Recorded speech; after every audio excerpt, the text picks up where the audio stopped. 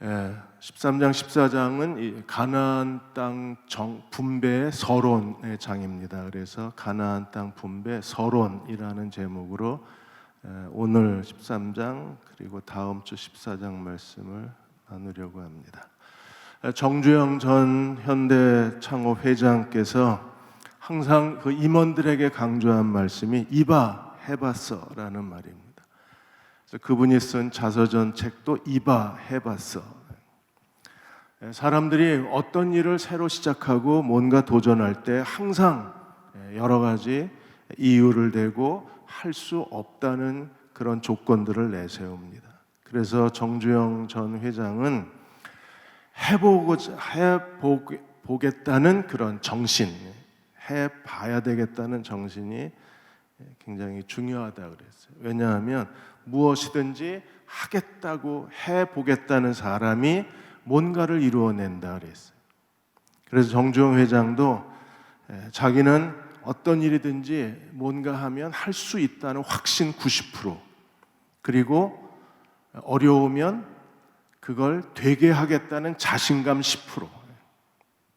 자기는 한 번도 이 일이 안 될 수도 있다는 생각을 1%도 안 했대요.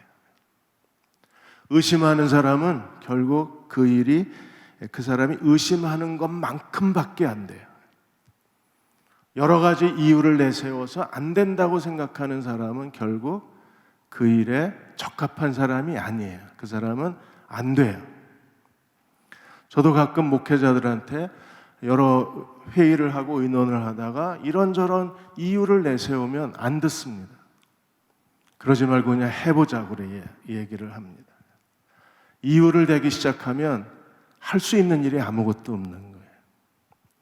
하나님께서 여호수아를 통해서 1장에서 12장까지 하나님이 중앙, 남부, 북부 전투에서 하나님이 놀라우신 승리를 이루게 하셨어요.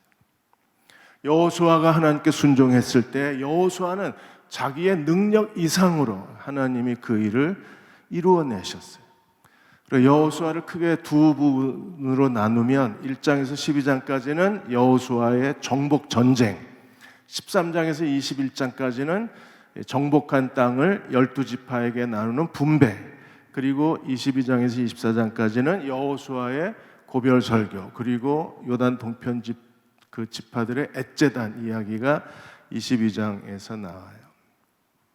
13장에서 21장 이 가나안 땅 분배의 장은 정말 지루하고 재미없고 읽기가 힘이 듭니다. 왜냐하면 지명이 계속 나오기 때문에 그래요. 낯선 지명에 대한 그 거리감이 있고 이걸 내가 왜 읽어야 되나 하는 지루함도 있고 이게 내게 무슨 의미가 있나 하는 그런 답답함이 우리에게 있기 때문에 13장에서 21장까지는 갑자기 지루해집니다. 1장에서 12장까지는 정말 흥미진진한 드라마 같은 그 하나님의 역사 이야기가 계속되어 오다가 13장에서 21장까지는 이야기적 요소가 전혀 없는 거예요. 그런데도 왜 우리가 이걸 읽어야 합니까? 이 분배의 장에 나와 있는 가나안 땅 지명과 도시 이름은 굉장히 중요합니다. 이게 왜 중요해요? 이 낯선 도시의 이름들을 우리가 왜 읽어야 합니까? 이 지명들이야말로 도시와 성읍의 이름이야말로 하나님의 약속이 그대로 이루어졌다는 산 증거, 하나님의 표적이기 때문에 그래요. 하나님 우리에게 아브라함에게 이삭과 야곱에게 그리고 모세에게 여호수아에게 하나님이 약속하신 그 약속이 그대로 이루어졌다는 명백한 증거가 가나안 땅의 지명과 도시의 이름입니다. 여호수아 21장 45절에 여호수아가 이렇게 말했습니다. 여호와께서 이스라엘 족속에게 말씀하신 선한 말씀이 하나도 남음이 없이 다 이루어졌더라. 이 하나님을 믿으십니까?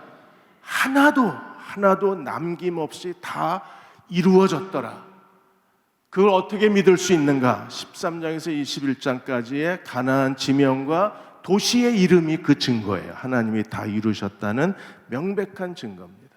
23장 14절에서 여호수아가 고별 설교에서 이렇게 말합니다. 보라, 나는 오늘 온 세상이 가는 길로 가려니와 너희 하나님 여호와께서 너희에게 대하여 말씀하신 모든 선한 말씀이 하나도 틀리지 아니하고 다 너희에게 응하여. 하나님이 거짓말하지 않으십니다. 여호수아는 허풍장이가 아닙니다. 과장되게 말하는 사람이 아니에요.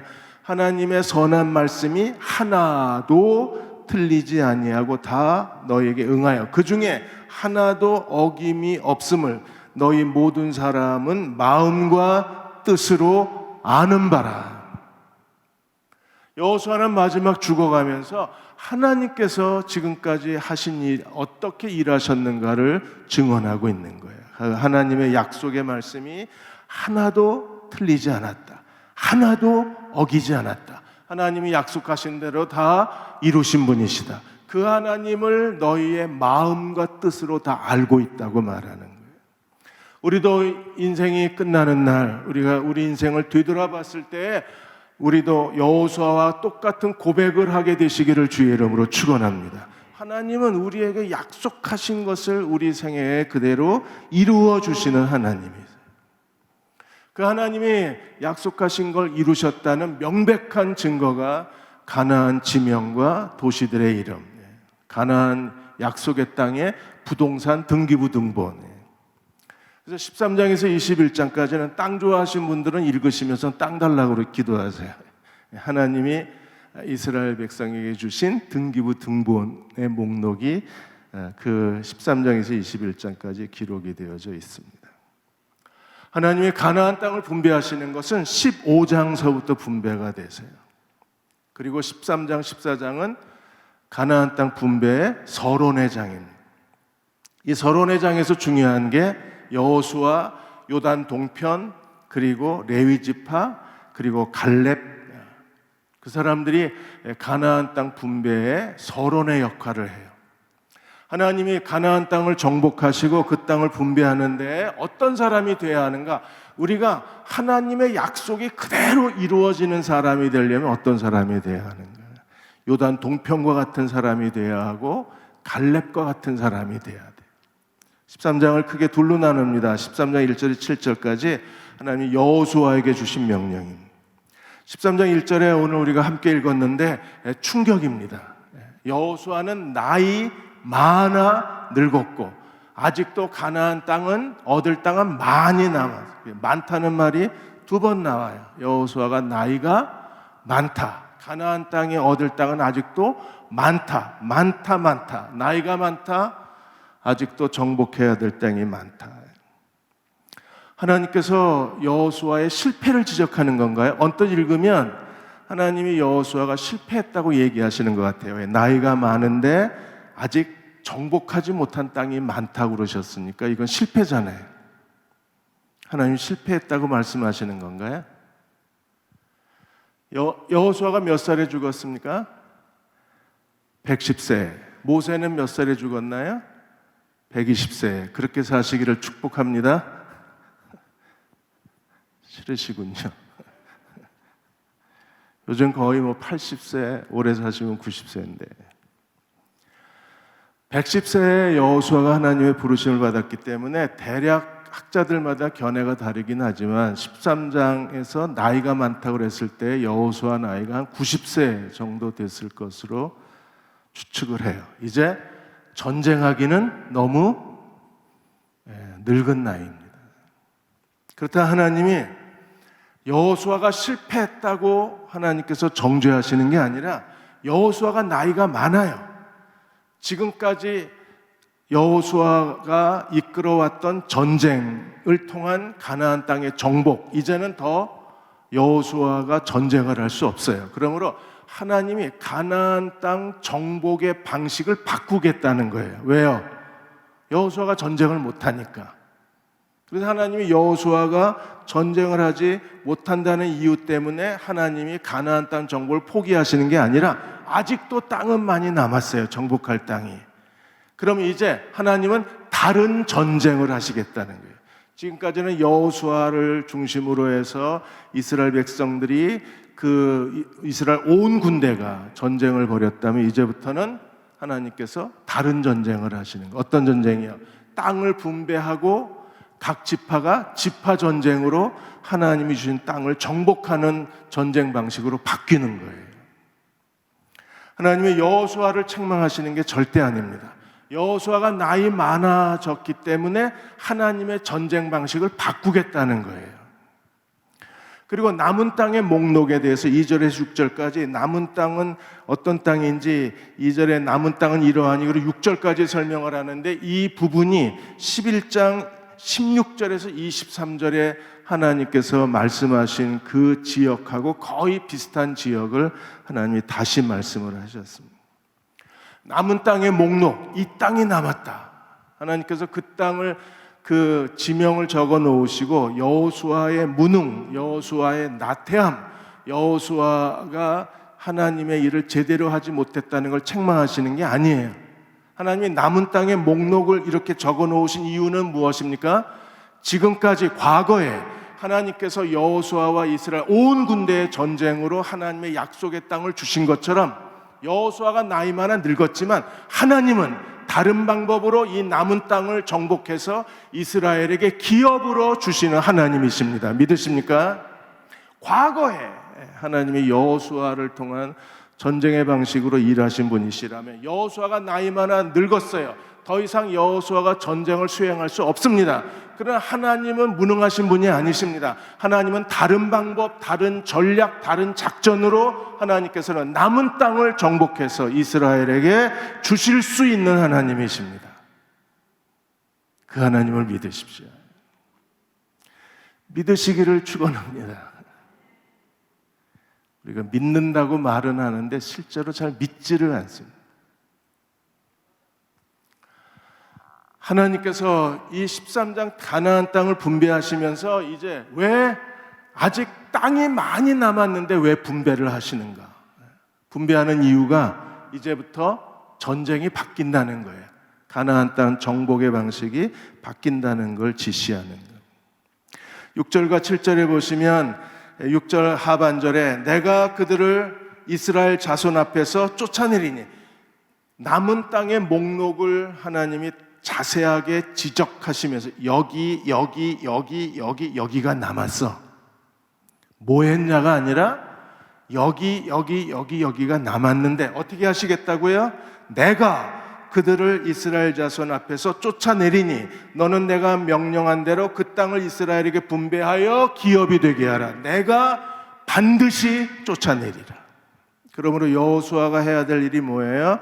이스라엘에게 분배하여 기업이 되게 하여 너는 이 땅을 7절 9지파와 므낫세 반지파에 나누어 기업이 되게 하라.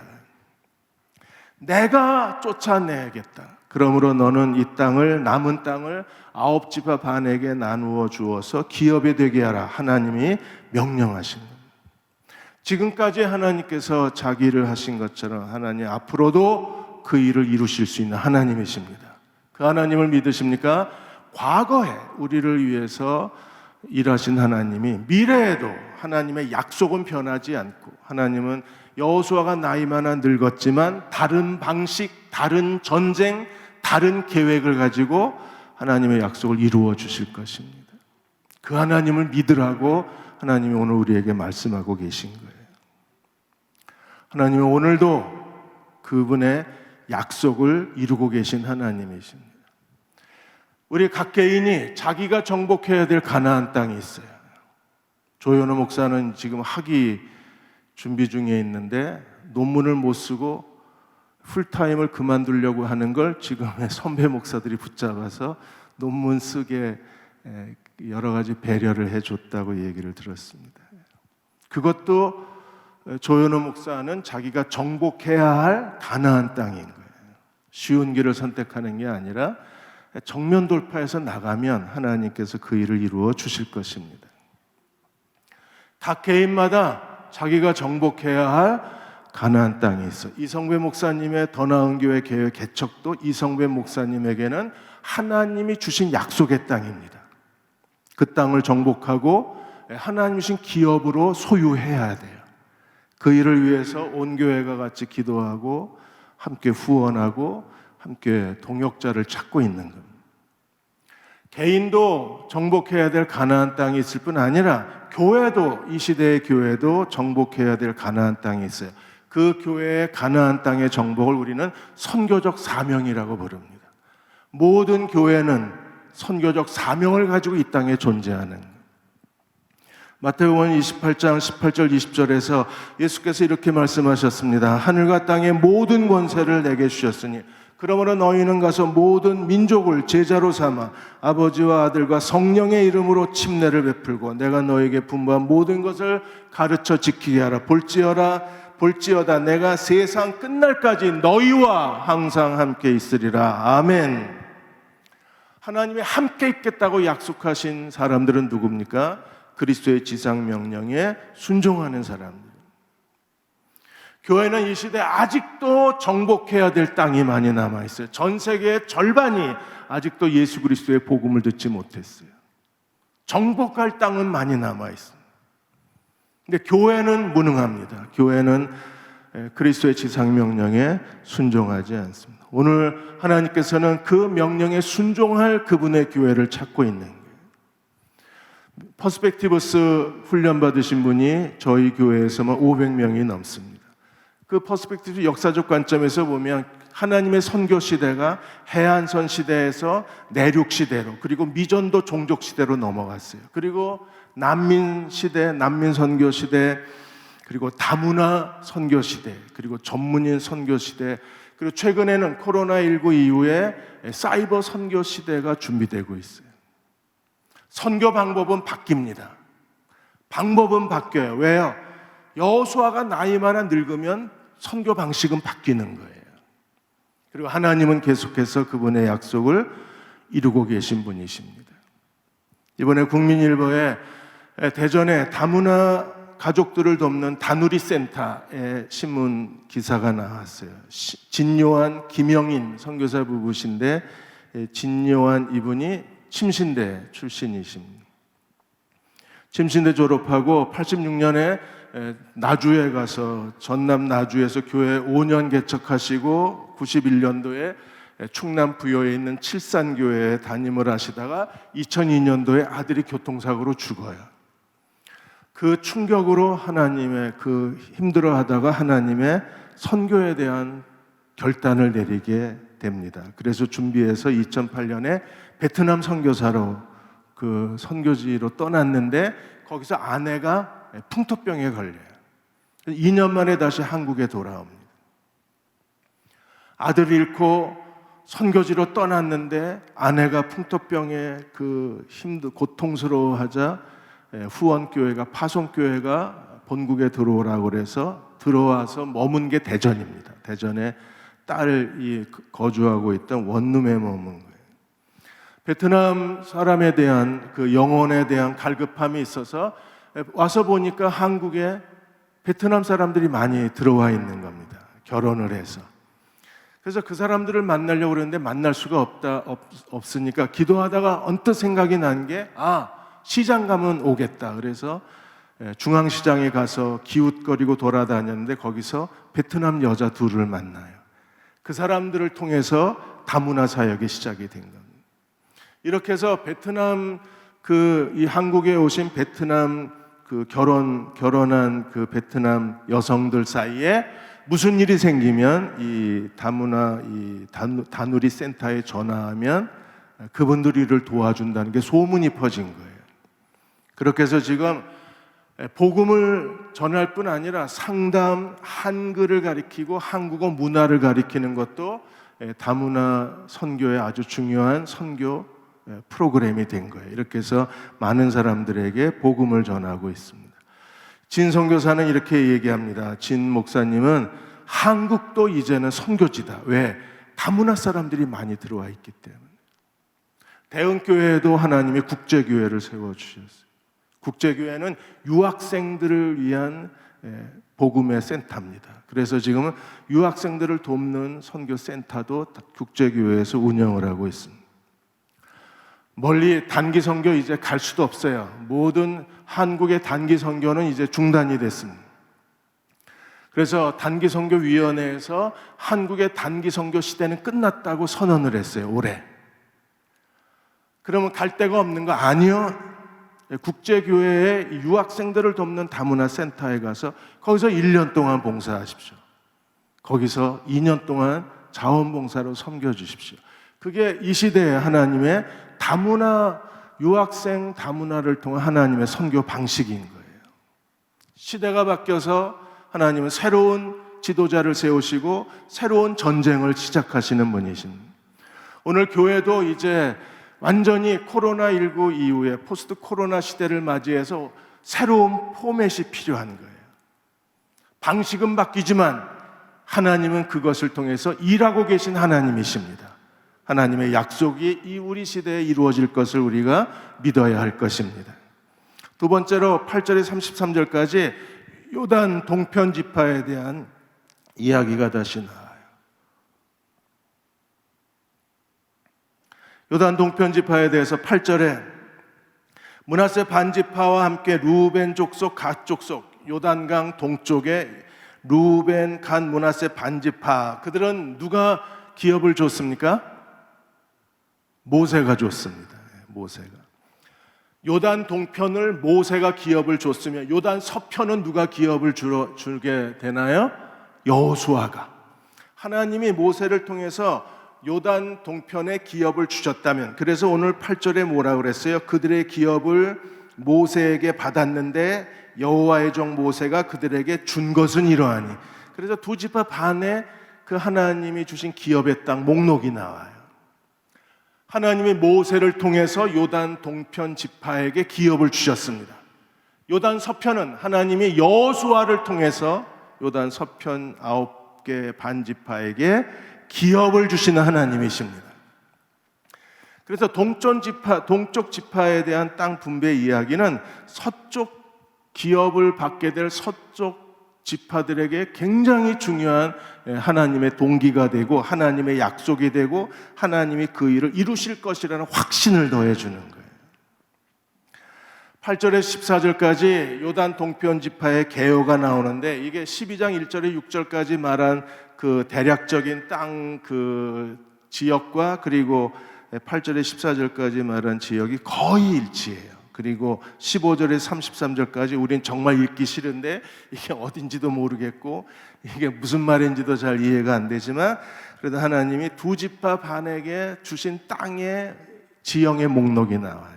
지난주에 지도 보여드렸는데 다시 한번 보여드립니다. 이게 요단 지파의 맨 위가 므낫세 반지파, 나머지 반지파에 대한 거는 다시 뒷부분에 나옵니다. 그리고 아래가 갓 지파, 그 아래가 루벤 지파에 대한 하나님이신 땅의 지도입니다. 근데 요단 동편 지파에도 아직도 남을 땅이 있어요. 그래서 13절에 보시면 그술 족속, 마아가 족속은 이스라엘 자손이 쫓아내지 아니하였으므로 그술과 마아가시 오늘까지 이스라엘 자손 가운데 거주하더라. 그들이 아직 정복하지 못한, 모세가 정복하지 못한 땅이 남아 있습니다. 그 땅은 요단 동편 지파의 책임이에요. 지금까지는 여호수아가 전쟁의 총 리더였지만 이제는 땅이 분배되면 각 지파가 스스로 지파 전쟁을 통해서 남아있는 땅을 정복해야 합니다. 그리고 13장 22절에 이 동편 지파에 하나님이 귀중한 정보 하나를 제시해 주는데, 그 정보가 바로 발람에 대한 얘기가 나와요. 22절에 이스라엘 자손이 그들을 살육하던 중에 부올의 아들 점순과 발람도 칼날로 죽였더라. 민수기 22장에서 24장에서 가장 중요한 사람이 누굽니까? 발람 선지자. 모압 왕 발락이 이 선지자, 가짜 이방 선지자 발람을 통해서 이스라엘을 저주하려고 했는데 하나님이 어떻게 하셨어요? 선지자의 저주를 하나님께서 축복으로 바꾸어 주신 분이시죠. 절대 어떤 거짓 선지자도 하나님의 백성을 향해서 저주의 말을 퍼붓지 않도록 하나님이 발람을 저주의 말을 축복의 말로 바꾸신 하나님이십니다. 지금도 하나님은 바꾸고 계신 분이십니다. 하나님은 우리가 하나님의 축복의 말을 듣고 축복의 사람이 되기를 원하고 계신 거예요. 발람이 이렇게 저주의 자기가 시도했던 저주가 실패하자 발람이 어떻게 했습니까? 모압 여자들을 통해서 이스라엘 백성들이 음행의 죄에 빠지게 만들어. 이게 민수기 25장의 바알 부올의 사건입니다. 모압 여자들 때문에 이스라엘 남자들이 바알을 숭배하고, 그리고 바알 숭배 이후에 호세아서에서 우리가 본 것처럼 대규모 성적 축제가 열려요. 그 음행의 죄에 빠지게 된 겁니다. 그래서 하나님이 이스라엘을 저주하셔서 하나님이 연병을 보내셔서 무려 24,000명이 하루아침에 죽어요. 근데 이 연병의 하나님의 저주를 멈추게 한 사람이 누굽니까? 비느하스입니다. 그래서 민수기 25장 11절에서 13절까지 비느하스에 대한 이런 그 기록이 나와 있어요. 제사장 아론의 손자 엘르아살의 아들 비느하스가 내 질투심으로 질투하여 이스라엘 중에 자손 중에서 내 분노를 돌이켜서 내 질투심으로 그들이 소멸되지 않게 하셨도다. 하나님의 질투로 비느하스가 질투해서 하나님의 질투를 멈췄다는 거예요. 하나님도 질투하시는 하나님이십니다. 왜요? 이스라엘이 하나님을 버리고 바알을 섬겼기 때문에 우상 숭배에 대해서 질투하시는 하나님이세요. 그래서 비느하스가 미디안 여자를 죽임으로 인해서 하나님이 내 질투를 멈추게 했다. 그리고 17절에 12절에 이렇게 말씀하십니다. 그러므로 말하라, 내가 그에게 평화의 언약을 주리니 그와 그의 후손들에게 영원한 제사장 직분의 언약이라. 하나님이 비느하스에게 뭘 주셨어요? 평화의 언약. 그 평화의 언약은 어떤 내용입니까? 영원한 제사장 직분의 언약을 주셨어요. 그래서 그가 그의 하나님을 위하여 질투하여 이스라엘 자손을 속죄하였습니다. 비느하스가 미디안 여자를 죽임으로 인해서 연병이 그치고 하나님의 저주가 끝나요.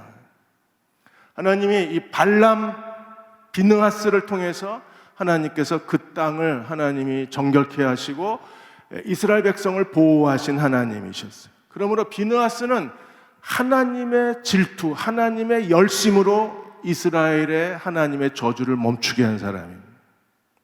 자, 이 사람을 기억하십시오. 비느하스. 그는 하나님의 질투로 저주를 멈춘 사람입니다. 그 사람이 요단 동편 기업의 땅을 설명하는데 모두 지명 도시 이름 속에 유일하게 발람의 이름을 하나님이 기록하셨고, 그 발람 뒤에 비느하스라는 하나님의 질투로 질투하는 사람이 있는 거예요. 또 한 사람이 있어요. 레위 지파에 대한 겁니다. 14절에 보시면 레위 지파에는 하나님이 기업을 주지 않으셨어요. 레위 지파에게는 여호수아가 기업으로 준 것이 없느니. 왜 그랬습니까?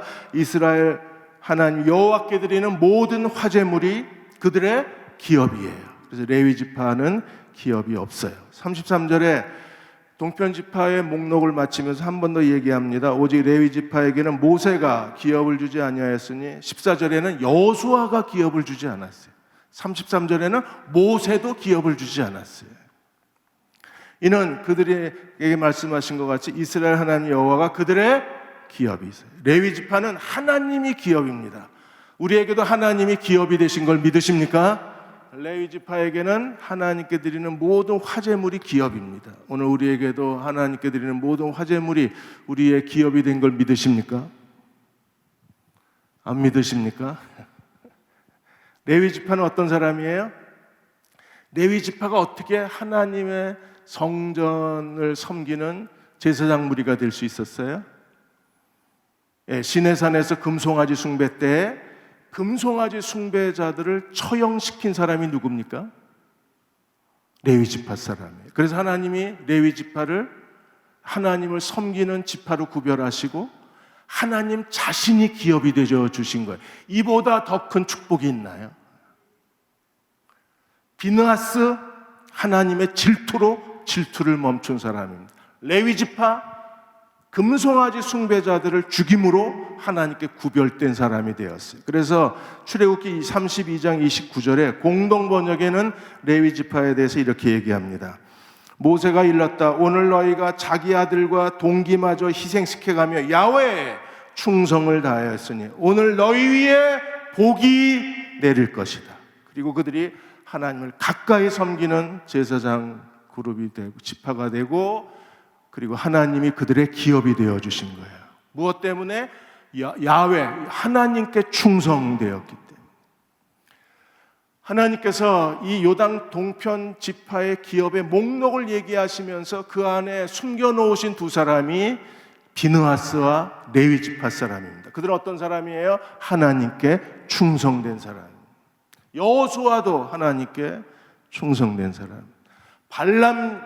발람의 살해, 죽음 뒤에 하나님의 감추인 역사의 비밀의 사람이 하나님을 위한 충성된 사람 비느하스였어요. 레위 지파가 하나님이 그들의 기업이 되신 것도 그들이 하나님께 충성된 사람이었어요. 하나님께 충성된 종으로 사시기를 축원합니다. 그럴 때 하나님이 내 위에 복이 임하리라. 한국의 남대문 교회를 세우시고 대한신학교의 창립자이신 고 김치선 목사님, 김치선 박사님이 계십니다. 이분은 한국의 예레미야로 불리워지시는 분이십니다. 신학자이시며 부흥운동가이시고 한국교회의 그 정신을 일깨우셨던 선지자적인 분이십니다. 이분이 한경도의 그 어촌에서 아주 부촌에서 성장을 하셨어요. 14살 때 할아버지가 어선을 많이 갖고 있었는데 그 중에 40척이 고기 잡으러 갔다가 태풍을 만나서 40척의 배가 다 침몰해버려요. 그래서 하루아침에 거지가 돼요. 완전히 파산을 합니다. 그래서 아버지는 그 재산을 다 팔아서 빚을 다 갚고 할아버지가 빚을 다 갚고 갈 데가 없어서 그 아버지가 그 장진 땅의 화전민촌으로 가족을 다 데리고 가려고 그래요. 그런데 그 지역에 여기에 장로교 선교사가 들어와서 복음이 제일 먼저 전해진 지역이 이 지역입니다. 거기에 교회의 영수님이, 지금으로 말하면 목사님이 이 김치선 형제를, 그 목사님을 아낀 거예요. 너무 똑똑한 소년이었기 때문에. 그래서 영수 그 목사님이 그 아버지한테 얘기해서 이 김치선 목사님을 그 선교사님 집으로 보내요. 그래서 선교사님 집에서 김치선 형제가 성장하게 됩니다. 그래서 그 장로교 선교사 한국 이름이 영재영 목사님이신데 그 집에서 영생 중학교 고등학교를 다 다니고, 그러다가 1919년에 만세운동이 일어났을 때 함흥 지역의 학생 대표로 만세운동을 주도하다가 체포당해서 감옥에서 1년 동안을 갇혀 있게 돼요. 그 1년 동안 감옥 생활에서 무릎을 꿇고 기도하던 중에 하나님의 부르심을 받습니다. 그래서 풀려나자마자 고등학교 마저 가서 졸업하고 그리고 평양 신학교에 입학을 해요. 그걸 보고 영재영 그 선교사님이 이 김치선 목사님을 일본의 고베 중앙 신학교로 유학을 보냅니다. 그리고 비용을 다 대요.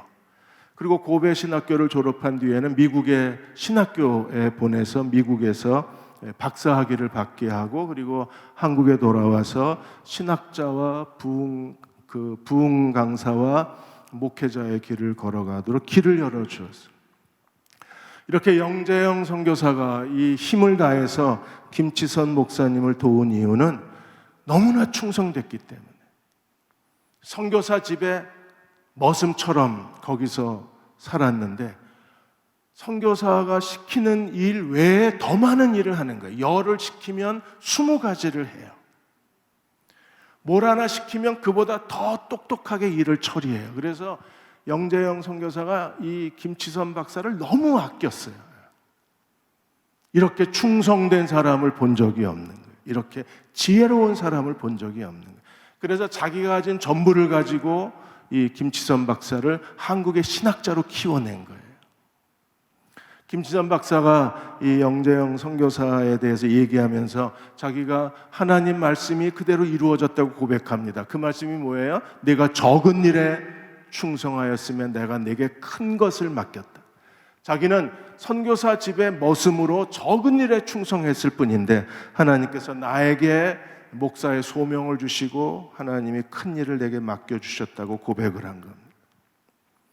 하나님은 오늘도 충성된 사람을 찾고 계세요. 그리고 그 충성된 사람들 통해서 하나님이 오늘도 일하고 계신 하나님이십니다. 마태복음 25장 21절에 예수님이 뭐라고 말씀하셨어요? 착하고 충성된 종아 잘하였도다. 내가 적은 일에 충성하였으니 내가 많은 것을 내게 맡기리라. 일하는 모습을 보면 적은 일에 충성하는 사람 만나기가 참 어렵습니다. 내가 왜 그 일을 하냐고 그래요. 나는 그런 일을 할 사람이 아니랍니다. 자기는 그래도 제법 그럴듯한 일을 해야지 내 수준에, 내 인격에, 내 학식에 내가 이런 일 할 사람이 아니랍니다.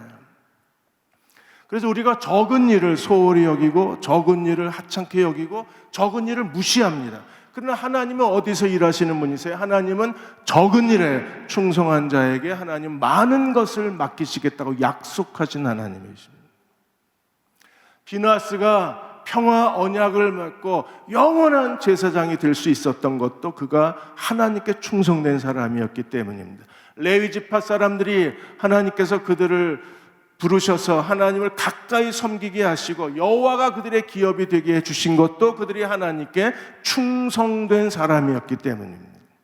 하나님의 여호수아를 통해서 지금까지 가나안 정복 전쟁을 이끌어 가실 수 있었던 것도 여호수아가 하나님께 순종과 충성의 사람이셨기 때문에 하나님이 그에게 큰 것을 맡기신 거예요. 어떻게 했습니까? 잘 아시는 대로 여호수아는 모세에게 40년 동안 모세의 머슴이었어요. 모세의 하인이었어요. 모세의 몸종이었어요. 모세의 부관이었어요. 모세와 동역자였어요. 그리고 하나님의 여호수아를 세우셔서 가나안 정복 전쟁에 하나님의 위대한 지도자로 하나님이 그를 사용하신 거예요. 보이지 않는 인생에 그 숨어있는 하찮은 적은 일에 충성한 삶의 흔적을 가지고 있을 때 하나님이 그에게 큰 것을 맡기는 거예요. 그 사람이 얼마나 사람 됨됨이가 돼 있나, 하나님께 얼마나 충성된 사람인가, 하나님께 얼마나 붙들림 바 된 사람인가는 사사로운 일을 시켜보면 압니다. 적은 일을 시켜보면 그 사람의 인격, 신앙됨, 그리고 그 사람의 하나님께 대한 열정 다 드러나요. 적은 일에 시원찮은 사람은 하나님이 절대로 큰 일을 맡기시는 법이 없기 때문에 그렇습니다. 그래서 하나님이 아시아에 보내는 교회에서도 예수님이 뭐라고 그러셨어요? 계시록 2장 10절에 보시면 내가 죽도록 충성하라. 그리하면 내가 생명의 면류관을 내게 주리라 그랬어요. 죽도록 충성하라. 그렇게 하실 수 있나요?